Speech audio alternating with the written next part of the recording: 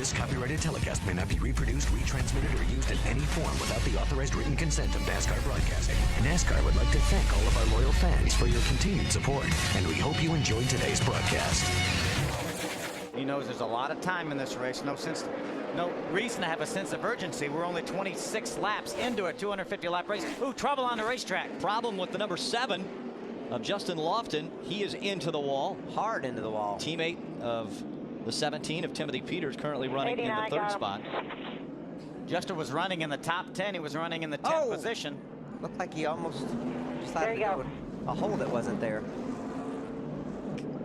Look at right of your screen. The 89 truck was definitely the truck behind him. So, and the 89 was a couple of laps off the pace. From the brakes. So Johnny Sauter trying to make his way toward the front as he sits second, and we've got a spin on the racetrack. That's the 46 of Clay Greenfield. Will that bring the caution out? Yes, it does.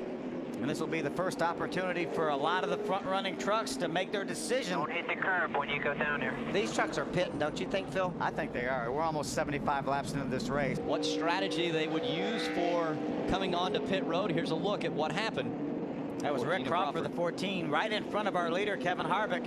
I told you action would pick up when the leaders got to your back bumper. That's exactly your top 5. Johnny Benson, Eric Almirola, Ricky Carmichael, Todd Bodine, and Taylor Malsum are your top 10. Just outside the top 10, David Starr, former winner at this racetrack. What a good run early on for Ricky Carmichael. He had his best career finish at Atlanta a couple of weeks ago of 6th. And here he comes to a racetrack that's arguably, as we talked about with Narain Karthikeyan, the most difficult racetrack to run for somebody that's not used to doing this. And Ricky's got a good solid top 10 going. Here comes the 30 of Todd Bodine. Again, Todd Bodine and Ron Hornaday. Between the two of them have 62 wins in the Camping World Truck Series. Neither has been to victory lane. Lance Fitton gets sideways, and the 76 comes right in and T-bones him. Brian Johnson Jr. in the 76 gets to the inside driver's side door of that 95. And so our 5th caution of the day has come out. That's pretty significant contact right there. That was it. We couldn't turn. I think he's explaining that he locked his tires up and couldn't turn, maybe. I think I heard him say that. Explaining to his crew why he ran into the side of Lance Fenton. Remember, this is the same team that Dennis Setzer finished 3rd for at Daytona this year. John, taking a look at this. The 60 of Narain Karthikeyan comes in, gets into the back of that 95. Oh, wow. You know, Brian more than likely had already committed to the corner. He'd already committed. He drove in the corner as hard as he was normally going to do it, and then all of a sudden the 95 truck. Some power out of these things down low. Here Harvick is leading the race and is with his Atlanta motor. And remember what we're talking about. One of the rules that NASCAR has, you see Austin Dillon bump into the back of Ricky Carmichael. We see Ryan Sieg slow on the racetrack.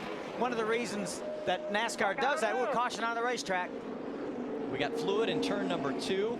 And so that's why NASCAR has thrown this the 6th caution of the day. But that's one of the cost-saving measures is NASCAR said, okay, you can only run no more than 2 races with a fresh motor. You have to run a motor that you have run somewhere else. We'll put a seal on it so we know that. Up his 10th position, he was found too fast exiting pit road. He had to go all the way back to the tail of the field, give away all his track position. Skinner holding off Timothy Peters. He's got him by about 0.2 of a second, but that gap's getting closed now up front. Max Pappas up there in the 3rd spot. Max diving in the 3rd turn, keeping up with these guys. And Kenny Schrader running in the 4th spot. Kevin Harvick is now 5th. Johnny Benson, the 15, getting by the 47 of Brett Butler. Good battle for the lead. Timothy Peters looks to the inside of Skinner.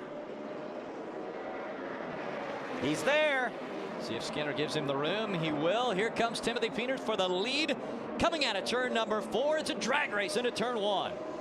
Problems with Ricky Carmichael. He gets into the side of the 23. Todd Bodine locks it up. And the caution comes out again. Wow, that big crash for Jason White. See, the right front tire's not even moving on that truck. You got to figure the left rear of Carmichael's truck's going to be a mess, too. The whole left side looks like took a hit. He was racing really hard with Austin Dillon. I don't know if those two got together. Start getting together a little bit. You can see Austin in the back of Ricky. Austin in the back of Ricky. Now he's going to pull to the inside. But he's not there. He doesn't need to try to swipe that spot, but that's exactly what he does. Well, then he hits the curb. We talk about that when you hit the curb. It's going to bounce you out into the truck on the outside. Chris DeVota told us in the setup, if you hit that curb, trouble's going to ensue, and it certainly did for Ricky Carmichael. But down in that corner, though. Got a good run off, too. Got a real strong run off the turn and grabs the lead on the outside. Great move by Peters. Got Harvick. Oh, little contact back behind him. It's Narain Karthikeyan that is up against the wall in the 60. He got into the back of the 47, it looked like, of Brett Butler. And so the caution comes out once again. Brett Butler got a good bit of damage in his Fuel Doctor Chevrolet. The 47 on the inside, left, right of your screen. Oh, he gets loose down in the corner a little bit, and there goes Austin Dillon up on the curb. And they just seize everybody up. Oh, and it cut Brett's left rear tire. You can see the left rear flat. And then finally, folks just didn't have anywhere to go. Brett did what he needed to do to get to pit road. Looked like Todd Bodine may have made some contact with the back. He definitely. Call 1-800-DIRECTV to switch. Got some great stuff on DirecTV. You see some debris on the racetrack. Open and then comes down a little bit.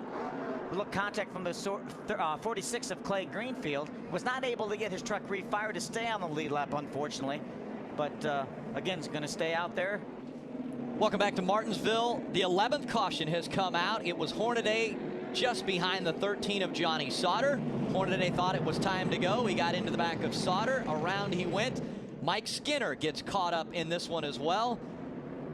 The 17 of Timothy Peter was able to get by and looks as though he will move up into the 3rd spot, but we'll wait to see what NASCAR says about the move Hornaday made. Yeah, a lot of damage on that 5 truck of Mike Skinner. He was an innocent victim here when Johnny Sauter got turned around by Ron Hornaday. Taken away from Hornaday. Sauter had done this. Trouble. Got a spinner. Brent Raymer in the 85 is going the wrong direction, and the caution comes out once again. And I bet you Johnny Sauter says, surely I'm going to get that one. I was second that time. Because, you know, that could be the difference between Sauter leading this race just when that caution came out. Because had he been around Kevin Harvick when the caution flew, he would have been up beside Ron Hornaday racing for the lead.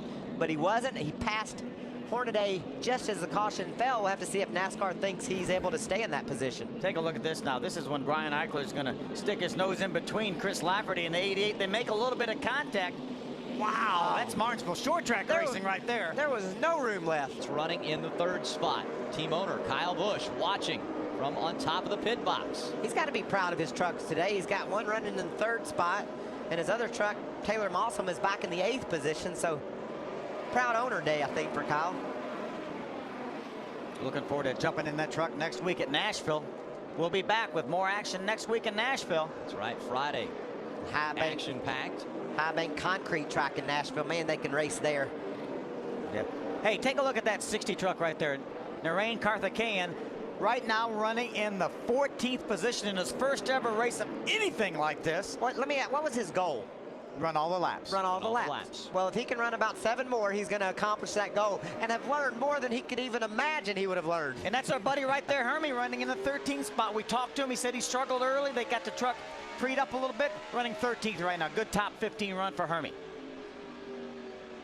Coming up to the start-finish line, the 2 of Kevin Harvick with just 5 laps of racing to go. Some great battles on the track. Check these 2 teammates out. Yeah, they're Eric Almirola is all over the back of Johnny Benson. And it's been that way all day. They've been stuck together all day. How about the momentum Kevin Harvick has in the Camping World Truck Series?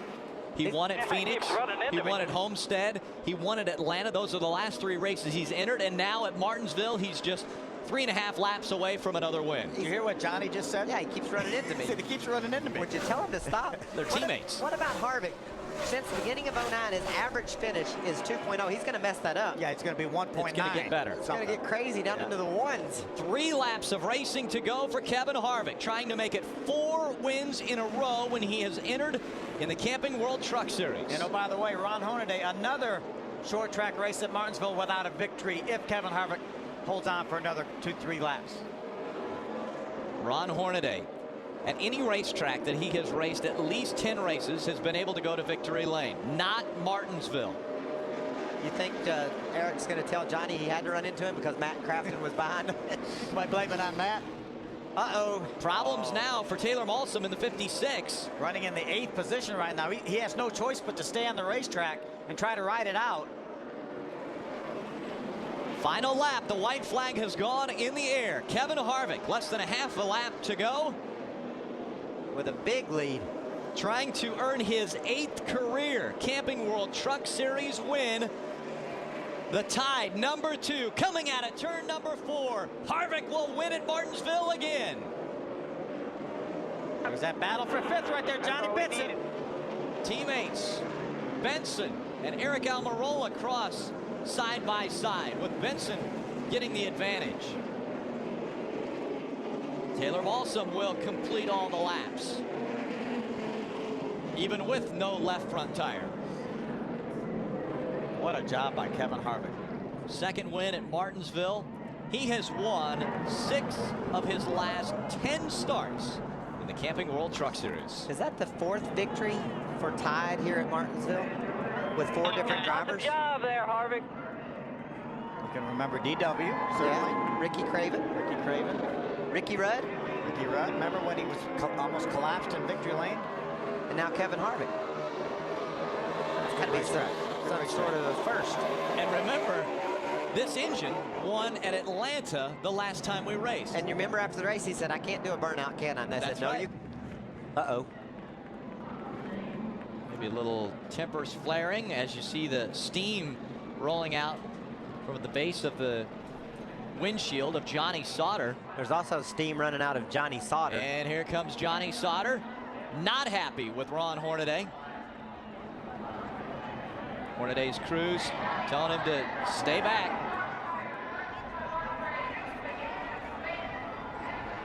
NASCAR officials right there. If you remember, late in the race, Johnny Sauter running 2nd, Hornaday running 3rd. Hornaday got into the back of Johnny Sauter, turned him around. Sauter not happy at all with the explanation he's getting from Hornaday. I like the job that the official's doing. He's right there in case things go crazy, but he's letting those two Let him talk it out. Let him talk it out. He's letting them figure it out. Now, if there's any more than... This copyrighted telecast may not be reproduced, retransmitted, or used in any form without the authorized written consent of NASCAR Broadcasting. NASCAR would like to thank all of our loyal fans for your continued support, and we hope you enjoyed today's broadcast.